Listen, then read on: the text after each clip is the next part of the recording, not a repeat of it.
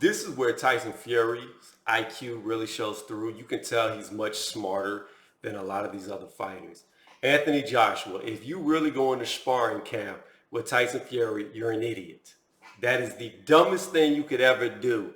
Even if you go to the sparring camp and you get the better of him, all you're doing is training him to beat you. Tyson Fury knows this. Tyson Fury is a master of mind games, a master of manipulation. He's a master of getting in people's heads and is a master at playing the game before he even gets into the ring. You could tell he beat Klitschko before they ever got into the ring psychologically. You, as a champion, do not spar before you fight another person or a possible competitor. That is dumb. You don't get in there with them so they can train to fight you. That's all it is going to be for Fury. Fury already said once he beats Wilder, he wants Joshua. Fury wants all his belts back. Nobody took those belts from Fury. Every single belt out there outside of the WBC was Fury's, meaning that every belt Joshua has belonged to Tyson Fury. He took them from Vladimir Klitschko, and Vitaly Klitschko vacated the WBC. So, truth be told, if he beats Deontay Wilder, he's going to get one Klitschko's brother's belt, and then he'll get his belts from the other Klitschko brother and have all the belts that the Klitschkos had. I understand that they're both from the UK, and you could say, oh, he's just trying to help his countrymen, but he's not. He's not.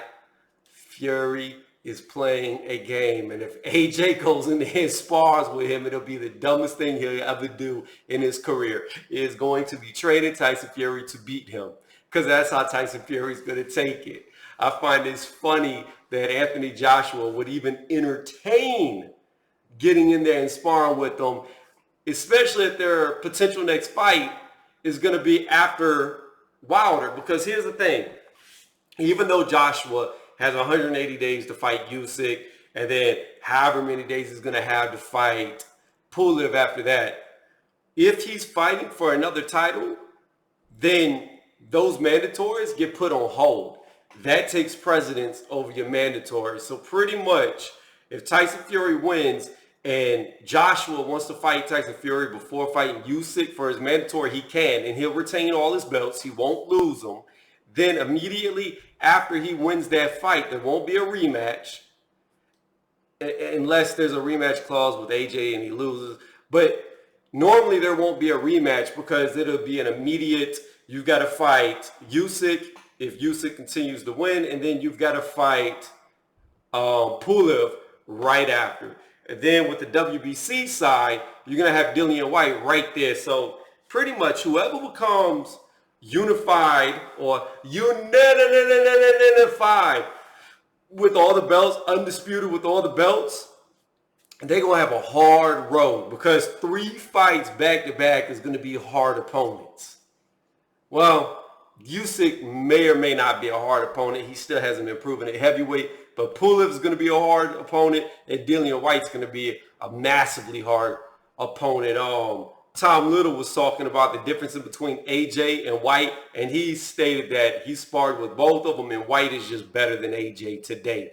White is the most improved fighter out there, which I've said several times, but I'm not trying to talk about or fanboy for Dillian White. What I'm trying to say is, again, Joshua, don't you dare get in there and spar with Tyson Fury, because Tyson Fury's not using you to get ready for Deontay Wilder. He's using you to get ready for you, because you fight nothing like Deontay Wilder. You're nowhere near as fast.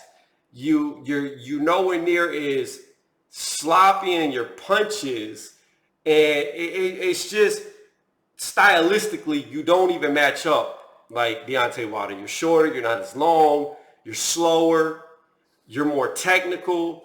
It's just nothing about how AJ fights would even prepare a Fury for Wilder outside of just having a top level training partner and, absorbing harder blows.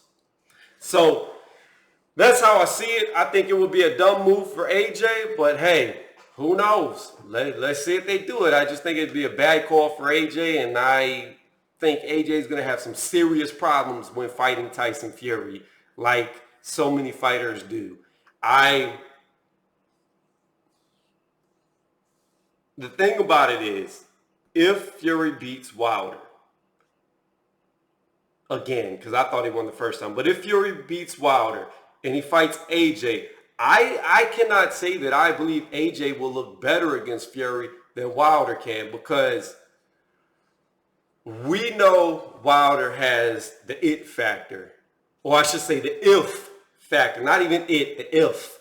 If he can hit you, he can floor you, or at least we know he can floor Fury.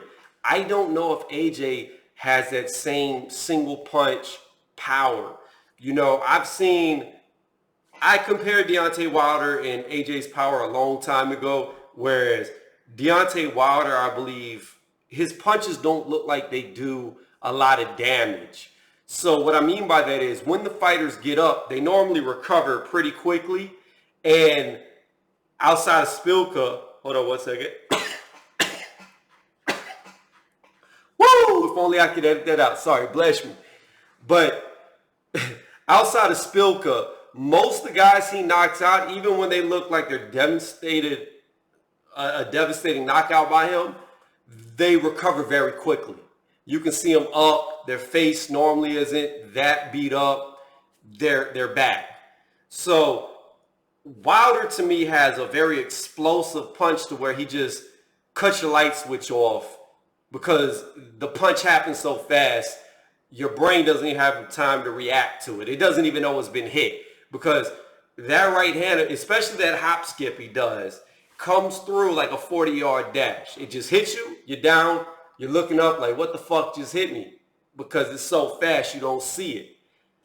Then when they get up, like Tyson Fury, when he got up, even after in the 12th round where it looked like he was out cold, when he got up, he recovered almost immediately. It's like there was no damage sustained or truly inflicted on him that lasted. Whereas when AJ hurts people, you normally start seeing them weather away with every punch.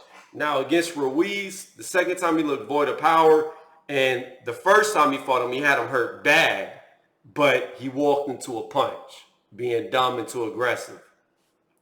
But in fights outside of that, you can see when AJ hurts somebody, they don't really recover. You don't really see fighters that fight AJ recover from his power. Every time he hurts them, it's like, I don't even know how to explain it. It's weird. It's like, if you were to compare it to a fighting game, when AJ hurts you, it's like, if you could think of like, what games? Think about Fight Night, right? You get knocked down, you can recover some of your health. But when AJ knocks you down, you don't recover your health. So it's just chunks coming off your life bar. And then you get up, and then you're just left with what you went down with, and you're slowly depleting. When Wilder knocks you down, if you was to think of it as a life bar, you're here, but you have all this fill-up energy, and if you can last, you're back to where you're just slightly from full health. It's weird, but that's what it's like. It's like when AJ, if you want to compare it to like a hammer, Wilder is almost like hitting the wall with a hammer, pushing the whole wall over. The wall hits the ground, it's fully intact.